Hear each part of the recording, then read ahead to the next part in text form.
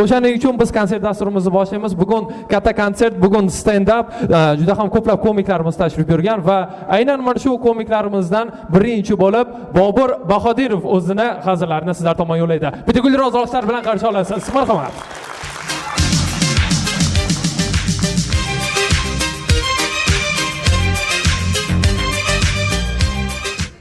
Assalomu alaykum hammaga. Ismim Bobur Bahodirov. Xo'p, bilganlar ko'plar biladi, men chekka qishloqdaman, akalar biladi. Shunga aytadi akalar, sizlar taraf chekka qishloq, xavfli yo'l to'sarlar bor deydi. Yo'q, yo'l to'sarlar yo'q. Chunki bizda yo'lda o'zi yo'q. Bizda eng kami qir to'sarlar bor, dala to'sar, zagan to'sarlar bor. Ja bo'lmasa ukasini to'sarlar bor. Oramizda ukasini to'sganlar bormi? Prosta so'radim. Xo'p, biz uyda 3 ta o'g'ilmiz, ukalarim bor, o'zim eng katta farzandman. Shuning uchun uydagi hamma ishlarni o'zim qilaman. Ya'ni qizlar qilish kerak bo'lgan ishlarni ham, ovqat qilishni ham o'zim qilib boshlaganman. Birinchi onam aytdi, kartochkani archib tur, hozir kelib ovqat qilaman. Kartochkani archidim, 10 minut vaqt o'tyapti, onam keldi. Qaysi bir archilgan? Men aytayapman, farq yo'q, pishiravering, yeymiz. Sizlar aytishlaring mumkin, po'sti bilan bu kartoshka alohida turishi mumkin. Yo'q, qo'l qap-qaro bo'lib ketgan kartoshka. Shuning uchun farqi yo'q bo'lgani uchun ikkovidan ham pishirib yuborishdi. Yedik, boshqa variant bormi?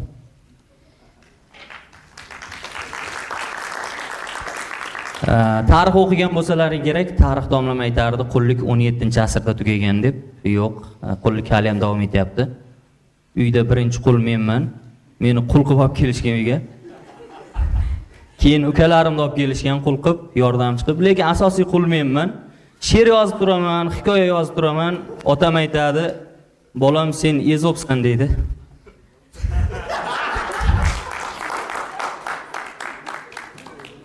Kim bilasizlarmi, qishloqda to'ylar boshqacha. Misol uchun, shaharda to'y bo'lsa, restoranda bo'ladi, o'tadi ketadi. Bizda qanday bo'ladi? To'ydan 2 kun oldin qishloq bolalarni yig'ib, makka poyan tekslar, birovdan samovar, birovdan tarelka olib kel, xullas yordam kerak-da bizakiga. To'y bo'lyapti. Keyin bilasizlar, qishloqda internet juda zo'r ishlamaydi. Shuning uchun biz bitta sim karta ishlatamiz, oilada 5 kishimiz. Bitta sim karta 25 ming solamiz, 2 oyga yetadi. Sababi internet iyida. Misol uchun juma muborak deb yozasiz-ku, dushanba kuni yetib boradi. Shu kecha kuni xabar o'qib qoldim, qo'shnimiz o'lib qolgan ekan. Men bir haftadan beri o'g'liga dadang yaxshimi, dadang yaxshimi deb yuribman. U ham Koreyaga ketgan, yaxshidir deb qo'yadi. Amakim bor, endi kelmasa kerak. Amakim bor, juda ham asabiy odam, juda ham bir nima deydi, mana shunday qoshlarni uyib turadigan odam, ham bitta qo'li yo'q. Aytishlaring mumkin, asabiy, qo'li yo'q ekan odam. Urushda qatnashganmi? Yo'q, urushda qatnashmagan. Prosta asabiy odam, choy olib kel dedi. Shoshilib piyola esdan chiqib choyni o'zim olib borganman. Qarab turib, "Quy" dedi. Qo'liga quyib yuborganman. Keyin qo'li yo'q, shu bittasini kesib tashlagan. Xo'p, maktab vaqtlari ham juda ham qiziq o'tgan qishloqda. O'ng-ko'zim ko'karib maktabga bordim. O'qituvchim so'rayapti, "Bahodirov, ko'zga nima qildi?" Aytayapman, "Domla, kecha dadam ishdan keldi kechqurun. Xotinga, onamga xotin bolalar uxladimi deb so'radi. Indamay turibman. Keyin esingdami desa, qaysi debman-da. Keyin aytayapti ustoz, bolalar, ota-onalar o'zining gaplashadigan gapi bor. Shuning uchun uxlash kerak. Uxlamasalar, jim xotinglar indamaydi keyin. Bu kunisiga xo'p deb shu usulni qo'llayapman. Otam keldi ishdan, bolalar uxladimi, so'ra indamadim. Esingdami dedi, so'ra indamadim. Ikkovi pichir-pichir kuldi. Bizlar ham kulaylik debman-da. Keyin chap ko'zim ko'kardi. Onam haqida gapirmasam bo'lmaydi. Hozirgi onalar bolalarni baqirish, boshqarish qiyin deydi. Bizda yoshlikda onalar bitta qarasa bo'ldi. Ayniqsa mehmonga borib, dasturxondan nimadir olasiz-ku? Bolam, kiyimmi? Uyda bor. Vaziyat nima bo'lyapti bilmaysiz. Aya, uyda faqat olma bor-ku deb banandi yuz. Mehmonga kelgansiz, u xolangiz chiqib ketadi, dasturxonga choy olib keladi. Uyga borib, go'shing deymi? Keyin siz nima bo'layotganini tushunmaysizda. Xola, bir multifrik qilib bering. Uyda kaltakdan multifrik yeysiz borib.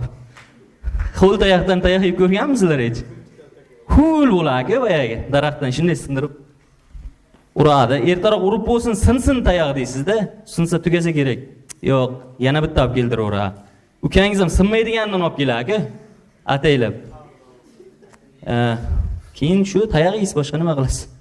Keyin hozir hammani har kun banan, kivi, mandan yeb yurgan ko'ryapmiz-da ko'chada. Hayron qolaman. Bizda 1 yilda 1 marta yerdik. U ham bo'lsa yangi yilda mehmondan qolsa. Qolmasa yemasdik shunda ham. Keyin hozir qarayapman-da, bolalar hozir yoshlarga mazza. Buni yemayman, yogurt yemayman, kalbasa yemayman. Kalbasa? Yemayman.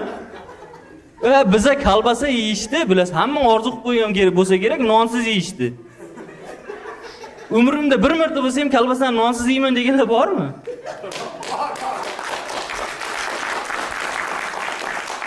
Hozirgi bolalar kalbasa yemaymish. Biz kalbasani bo'linganini yarimiga bo'lib, nonga surtib, yarimini olib qo'yib ertaga yeyman deganmiz-da. Kilyonkasini ham yeb ko'rganmiz-da. Va qolsin kilyonka. Yeb ko'rganmiz. Shunaqa bo'ladi-da. Hozirgi onalar yo'q, unaqa emas. Onalar aytadi, bolalar ye ovqat. Yo'q, oyi yemayman. Bo'pti, yemasang yema. Bizlarda yemayman. Yemayman. Yeysin. Aya yemay, yeysin, och og'zingni. Ochib turasiz-ku, shu yerga tashlab sosa, tupurib kelaman deb. Yo'q. Yutadigan joygacha tashlab keladi. Zo'rg'a turasiz, qarab turasiz, yut, zahringga yut. Yutib, degan paytingiz yana tiqadi-ku. Yana tiqasiz, lekin majbur, любой ovqatni yedirgan. Lekin rahmat aytaman, shu tayoq yeb, ovqatni любойni yedirganiga, hozir agar bizlar ham chiqib, kuchukka o'ynab o'tgan bo'laymidik. Yo tirnoq o'stirish zo'r, nimasi yomon, yuzimda uxot qilaman deb yurgan bo'laymidik. Zato baquvvat bo'lib bo'lganmiz.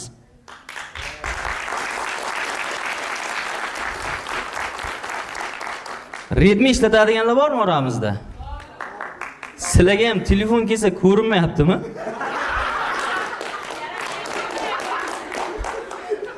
Poco ishlatadiganlarchi?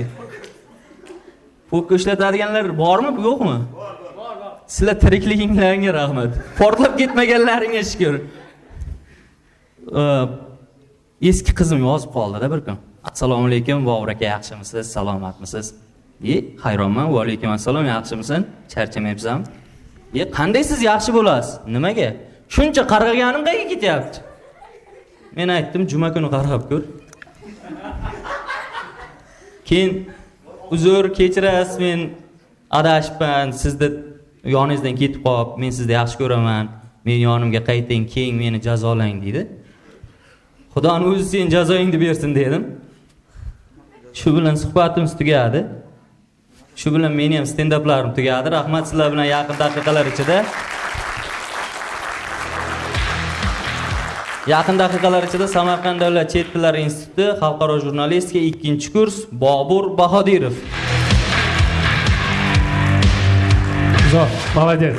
Avtobiografingni ham aytib ketmading-da birdaniga. Uylanmaganman, yoshman hali. Uyimizda mana bunaqa narsalarimiz bor deb, молодец, zo'r, gap bo'lishi mumkin emas.